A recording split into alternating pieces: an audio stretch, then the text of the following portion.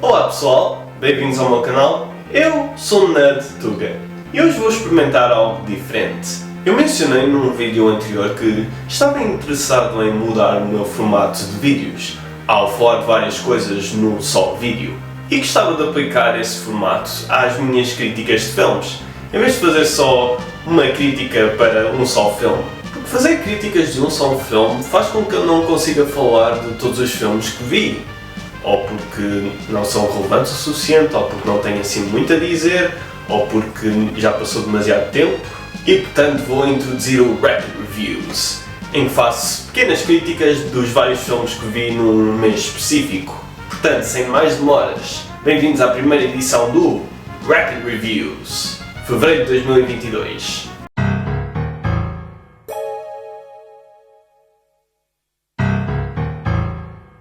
Com o M. Night Shyamalan nunca se sabe que filme é que vais ter.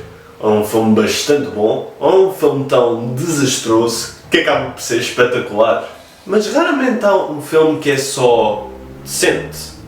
O que é o caso do Batem à Porta. A premissa é muito simples. Há um casal e a sua filha que estão de férias numa cabana e do nada aparece um grupo de pessoas que diz que um deles tem que morrer, senão o mundo vai acabar. Esta história podia ter facilmente dado para o torto, especialmente com o M. Night Shyamalan envolvido. Mas felizmente o elenco faz um bom trabalho a tornar a situação o mais credível possível. Todas as questões como será que podem provar que tiveram esta visão e têm certeza que não foi uma alucinação coletiva são abordadas e mais uma vez bem entregues pelos atores. Quem se destacou foi o Dave Bautista, que faz um bom trabalho a transmitir a gravidade da situação e a demonstrar a empatia necessária para tornar o casal mais receptivo da informação que ele tem para dar, assim como da escolha difícil que eles têm que fazer. Gosto do facto de que ele e os outros mensageiros muitas vezes se descuidam-se e cometem erros, porque na verdade são pessoas normais que são forçadas a fazer estas coisas más por um bem maior. O Jonathan Groff e o Ben Aldridge também estiveram muito bem como Eric e Andrew. E o facto de que eles são um casal gay é algo para o qual o filme não tenta chamar muito a atenção, mas ao mesmo tempo é bastante relevante para a história. Já agora, gostei do facto de que no início o filme manda ganda boca à Disney por ser homofóbica. Bom trabalho, Shyamalan. Nota-se que o Shyamalan tem um dote para escolher atores infantis, porque a Kristen McGee esteve fenomenal. De facto é um excelente elenco que eleva bastante este filme. Porque de resto não há muito que o suporte. O diálogo é aquele diálogo muito expositório e pouco natural que é típico dos filmes do Shyamalan. Muitas vezes eu ouvia o diálogo e pensava, não é assim que as pessoas falam. Isto foi provavelmente algo que o Shyamalan escreveu. Depois o filme começa por dar-te opções A, B e C, como pode acabar, mas nunca introduz uma opção D. Nunca há aquela reviravolta típica dos filmes do Shyamalan que muda completamente a tua perspectiva da história. Isso acaba por afetar muito o suspense. Mesmo não sabendo exatamente o que é que vai acontecer, acabas por ter mais ou menos uma ideia daquilo que vai acontecer. Acaba por não haver um propósito, uma justificação para aquilo que aconteceu, nem uma mensagem forte que a história transmite, embora haja tentativa disso. Mas em geral, o Batem à Porta é um suspense decente. Não tem muito para oferecer, mas tem o suficiente para entreter, especialmente para quem é fã do Shyamalan. E portanto, dou ao Batem à Porta 3 gafanhotos em 5.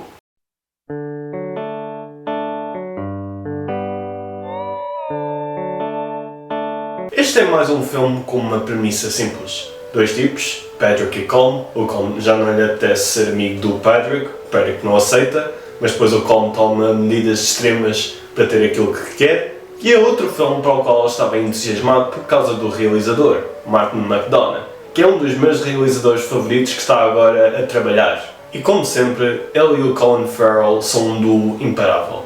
Em grande parte porque o Colin Farrell tem muito jeito para a mistura de humor negro e drama pesado, que é tão característica do McDonagh. Pois o Brendan Gleeson é impecável a transmitir o cansaço e a monotonia que vem não só com a idade, mas também com a vida do campo. De facto, este filme aborda algo que muitos filmes não costumam abordar: o quão esmagadora a rotina e o isolamento da vida do campo podem ser. Muitas vezes nos filmes a vida do campo é representada de uma maneira bastante positiva e a vida da cidade de uma maneira bastante negativa. Com isto não quero dizer que a vida da cidade seja algo imaculado, ou que a vida do campo não possa ser algo muito especial. É mais uma questão de prós e contras. É um debate que eu acho muito interessante e o tema é muito bem implementado neste filme. Para além disso, Barry Keoghan é excelente como Dominic, mais uma vez misturando bem humor com drama, e a Carrie Condon como Shaban oferece uma boa voz da razão no meio de todos estes homens doutores. O conflito do filme também oferece uma boa metáfora de um certo grande acontecimento histórico que aconteceu na Irlanda. A metáfora em si é um pouco óbvia e o filme joga essa carta um pouco cedo demais, mas a mensagem em si é bastante relevante e muito bem implementada na história. O filme em geral é bastante bom. Não é um filme que recomendo a toda a gente, tendo em conta o quão lento e deprimente pode ser às vezes. Mas para quem consegue aguentar esses momentos, será recompensado com uma história sem igual e uma mensagem importante e provocatória. E portanto, dou aos espíritos de Inisherin 5 dedos decepados em 5.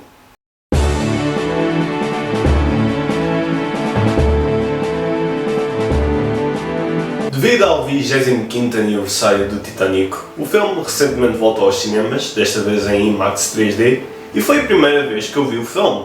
Devido ao quão antigo e popular o Titanic é, as pessoas foram notando falhas com as quais eu estava um pouco preocupado. Muitas pessoas diziam que o romance era um pouco lamechas, mas o Leonardo DiCaprio e a Kate Winslet acabaram por ter uma excelente química. Para além de que houve umas quantas cenas entre eles que, mesmo sendo para um filme para mais de 12. As pessoas também diziam que o vilão era muito genérico, mas o Billy Zane fez um bom trabalho a dar-nos um vilão deliciosamente desprezável.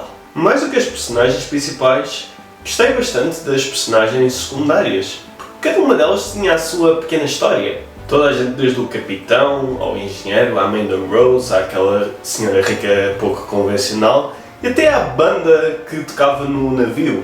Mas claro que a estrela do filme é o próprio navio, o Titanic.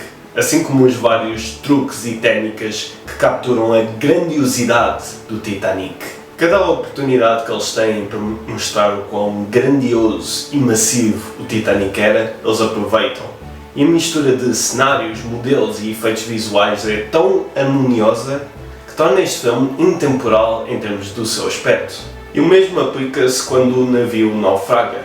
A maneira como o filme captura o caos e o horror de todas estas pessoas a tentarem lutar pelas suas vidas é de cortar a respiração.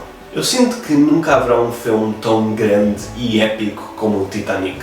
Pelo menos no que toca a filmes baseados em factos verídicos. Mesmo as personagens e a história, embora sendo simples, servem perfeitamente para entreter entre esses grandes momentos. Mas simultaneamente sem desviar a atenção desses grandes momentos e sem sacrificar completamente as personagens e a história a favor dos efeitos especiais revolucionários.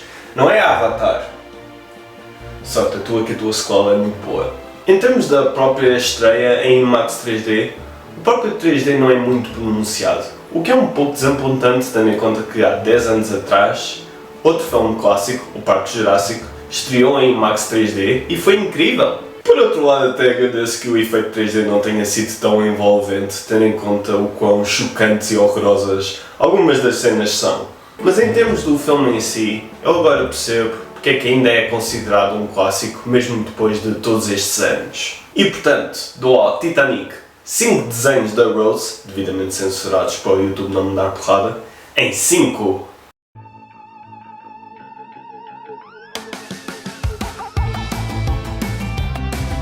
Agora temos aquele que foi o grande evento do mês passado, o Homem-Formiga e a Vespa Quantumania, que acabou por ser um pouco desapontante. Vamos começar pelos positivos. Este filme deixou-me bastante entusiasmado para o futuro filme do Quarteto Fantástico que a Marvel vai fazer. Primeiro porque a dinâmica entre a, chamemos-lhe, família Formiga é excelente e cheia de piada. Segundo, porque a trama de explorar um universo que é igualmente maravilhoso e perigoso, mesmo debaixo do nosso ou paralelo ao nosso, é muito emblemática do Quarteto Fantástico. E esse elemento está muito bem feito neste filme. O Reino Quântico é um sítio estranho e variado que eu adorava visitar, cheio de personagens com designs e personalidades únicas que eu gostava de conhecer. Pois o Michael Douglas como Hank Pym foi surpreendentemente engraçado.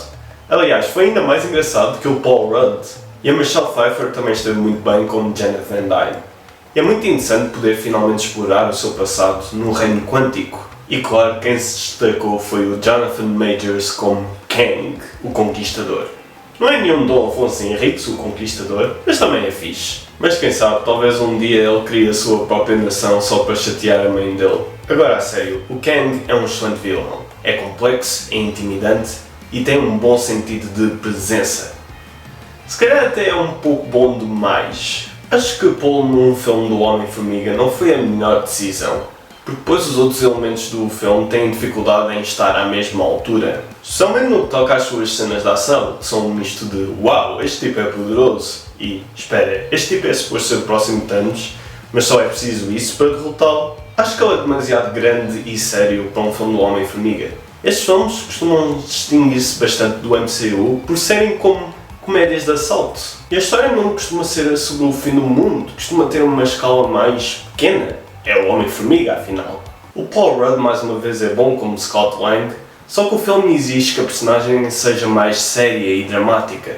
E o Paul Rudd chega lá perto, mas não fica bem lá. E não sei porque é que decidiram manter o título Homem-Formiga e Vespa, quando a própria Vespa, a Hope Van Dyne, mal tem relevância para a história. O que é uma pena, porque eu gostei muito dela no último filme. Só que ela aparece tão pouco neste filme que às tantas esqueci-me que ela e o Scott eram supostos ser um casal. Depois a Catherine Newton como Cassie foi...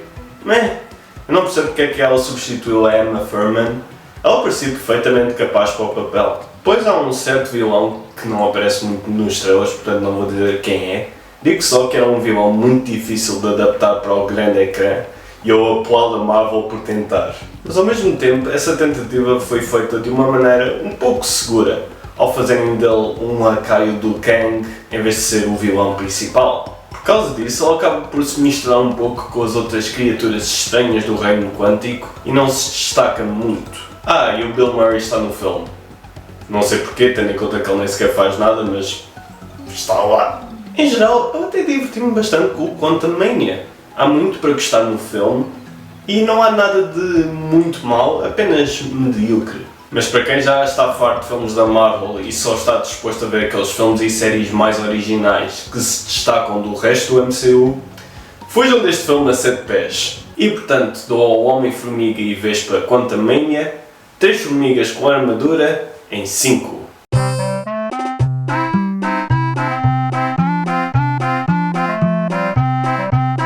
A seguir temos um filme que se explica a si próprio só com o título Cocaine Bear. Um urso sniffa uma data de cocaína que uns traficantes de droga deixaram cair na floresta e segue-se o caos. Há várias personagens envolvidas na trama e todos os atores dão um misto certo de levar o perigo a sério e abordar o absurdo da situação.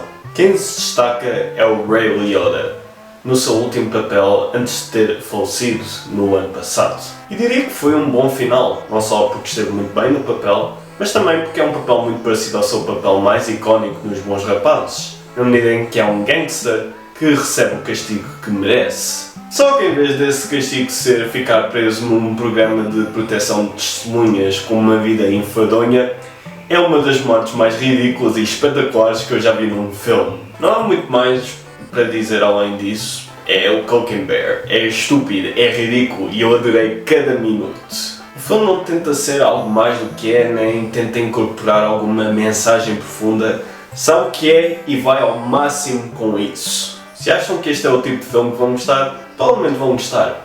E se acham que este filme é muito estúpido, então provavelmente não vão gostar. What you see is what you get. E portanto dou ao Cocaine Bear 4 ursos brancos em 5. Não são ursos polares, são ursos brancos. I'm talking bare necessities, the cocaine bare necessities. Forget about your guts and your own limbs. The cocaine bare necessities, the old drug dealer's recipes. Bring the bare necessities to life. Wherever it wanders, wherever it roams. It wants that white powder to bring some home. If you decide to climb a tree, then you better listen to me. Cause when Nick comes around and takes a glance, you crap your pants cause you missed your chance and he'll go for you. The bear necessitates to go on and eat you. Yes, it'll eat you.